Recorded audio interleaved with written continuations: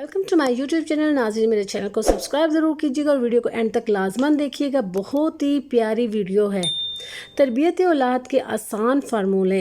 Number 1, जो बाप अजान सुनते ही टेलीविज़न बंद कर देता है और फ़ौरन नमाज के लिए चला जाता है तो अनकरीब वो अपने इस तर्ज अमल से अपने बच्चों को नमाज का पाबंद बना लेगा।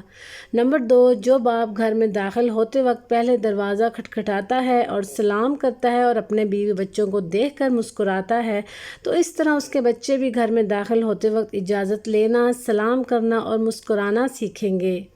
नंबर 3, जो बाप अपने वालिदैन का एहतराम करता है और उनके हाथों को चूमता है तो अनकरीब उसके बच्चे भी उसके हाथ चूमेंगे और उसकी फर्माबरदारी करेंगे।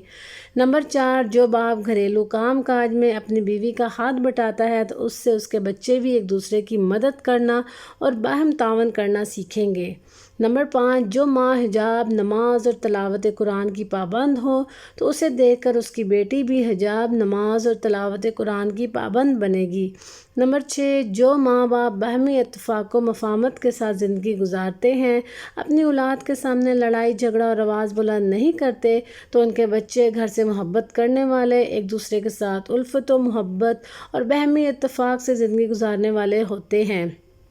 नंबर 7, जो बाप सुलह रहमी करता है, अपने अजीज़ व कारब के साथ एहसान करता है और उनसे मोहब्बत के रिश्ते सवार किए रहता है तो उसकी औलाद भी उससे ये सुलह रहमी और हुस्न सलूक करना सीखती है।